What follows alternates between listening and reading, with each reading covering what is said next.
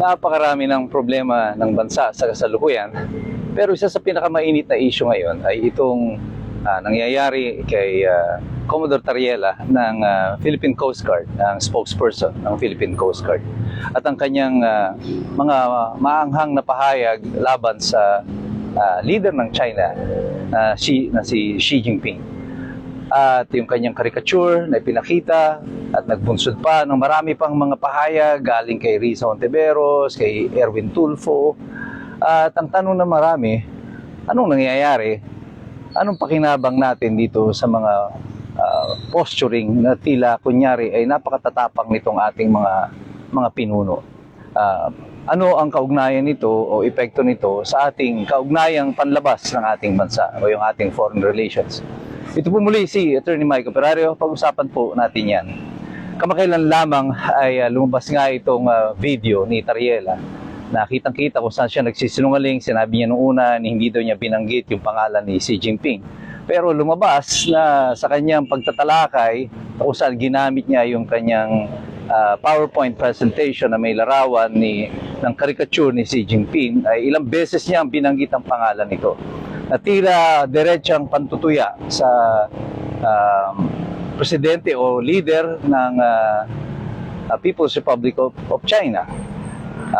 Nag-react dito ang China sa pamamagitan ng kanilang embahada at nag-file ng diplomatic protest. Pero tila tahimik ang Malacanang tungkol dito at sa huling pahayag ni Claire Castro, parang sinasabi niyang sinusuportahan pa nila ang deklarasyon na ito ni Tariela. Ang pahayag ng mga senador kagaya ni Risa Hontiveros at saka ni Erwin Tulfo ay lalong nagpapaigting at nagpapainit ng diskusyon na ito tungkol sa usapin sa West Philippine Sea. Ano ang buting idinudulot ng mga pahayag na ito sa ating panlabas na kaugnayan, foreign relations, lalo na sa China? Diretsong sagot, wala. Lalo lang niyang pinapalala ang sitwasyon natin.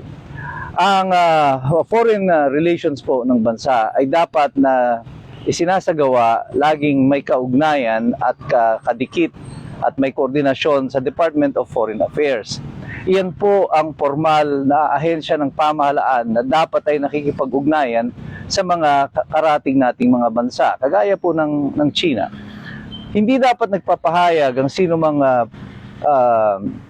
iba pang empleyado ng pamahalaan na opisyal, kagaya ni Tariela, sapagkat siya ay miyembro at spokesperson pa ng Philippine Coast Guard, bahagi ng hukbong sandatahan ng Pilipinas.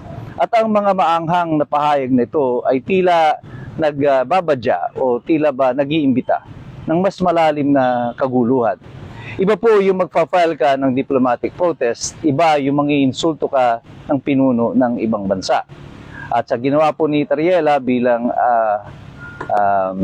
spokesperson, ay hindi niya po binabanggit ito sa kanyang pribadong kapasidad, sapagkat siya ay spokesperson ng Coast Guard. It seems as if ang kanyang deklarasyon, ang kanyang pahayag, ang kanyang pag-insulto sa presidente ng China ay mayroong imprimatur o kaya ay pagpayag ng Malacanang.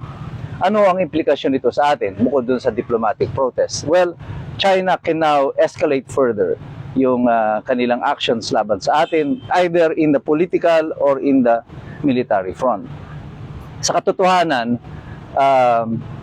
kung aaminin natin talaga, wala tayong ilalaban sa China militarily. At yung ating pangang chief ng AFP, ng Chief of Staff, ay sa hindi maintindihan kadahilanan, nagpahayag pa na kaya daw nating labanan ang China ng 30 days lang. Anong klaseng pinuno ng militar ang magsasabi ng kanyang kahinaan sa kanyang potensyal na kalaban? Parang sinabihan natin yung ating kalaban, hanggang round 2 lang ako ha. So ang gagawin lang ng kalaban natin, patatagalin ito hanggang round 3 kasi alam na ikaw ay babagsak na. Ganyan kastupido ang polisiya, ang paglalarawan ng ating mga militar sa ating mga kakayanan. Imbis na papaniwalain ng kalaban na mas malakas tayo kaysa sa kanilang inaasahan, idineklara na nila na hanggang 30 araw lang tayo.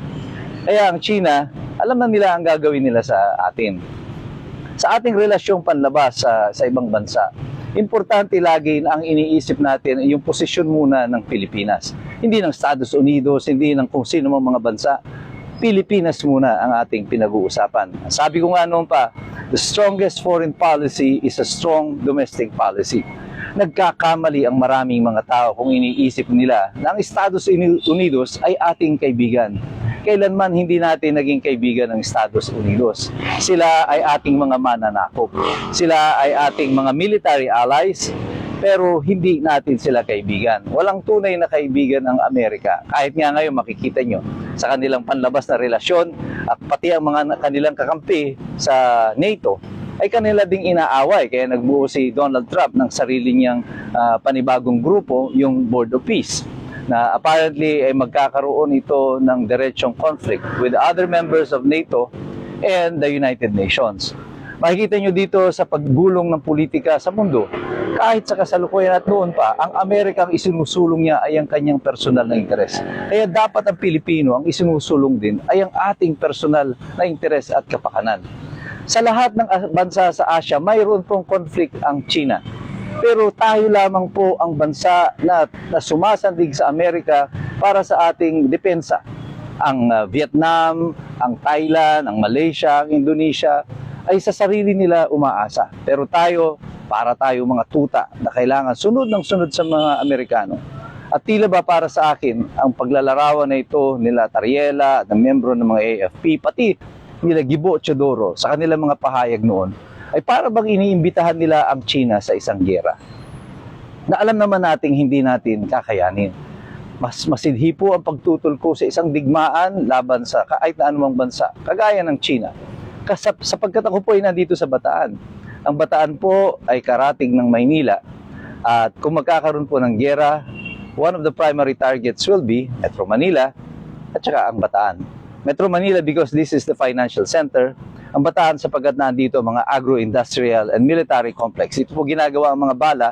Nandito po yung Bataan Refining Corporation ng Petron. Nandito po yung mga power plants. At marami pang mga industriya na kakailanganin para makipagdigma tayo. Kaya kung ako ang China at tayo ay lulusubin nila, uunahin ko ang Bataan at ang Maynila. Sino magdedepensa sa amin dito?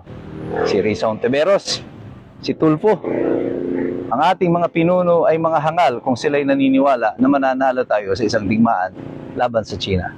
Kailanman, hindi po yan mangyayari. Kaya tama ang pulisiya noon ng dating presidente na imbis na painitin natin ang pakikipag-away sa China, pilitin natin na paigtingin, paayusin ang ating ugnayan sa kanila. Dito manggagaling ang tunay na kaunlaran sa pamamagitan ng tunay na kapayapaan. Ang Estados Unidos ay maaari pa rin natin maging kaalyado, pero hindi ibig sabihin nun kailangan natin maging kaaway ang China. At ang posturing na ito ng Malacanang, nila Tariela, ng Coast Guard, nila Risa Ontiveros at saka nitong sila Erwin Tulfo, wala pong buting idinudulot sa ating bansa. Lalo lang po nila tayong inilulugmok sa kawalan. Pero sa aking sapantaha, opinion ko lang naman ito. Tila ba parang sa desperasyon nila ay mas okay sa kanila na pumasok tayo sa isang digmaan upang manatili lamang sila sa kapangyarihan. Sana naman po ay hindi, sapagkat kung ninakawan na nga ang taong bayan, ayun ay papatayin pa tayo sa pamamagitan ng pagpasok sa isang digmaan upang manatili lamang sila sa pwesto. Tayo po ay patuloy na sumali dito sa diskurso nito. Mag-participate po tayo, pero patuloy tayong mag-aral. Sapagkat alam nating lahat, ang lahat ng mga iskumbro, alam natin, mahirap makialam ang taong walang alam. God bless you. God bless us all. Mabuhay ang Republika ng Pilipinas.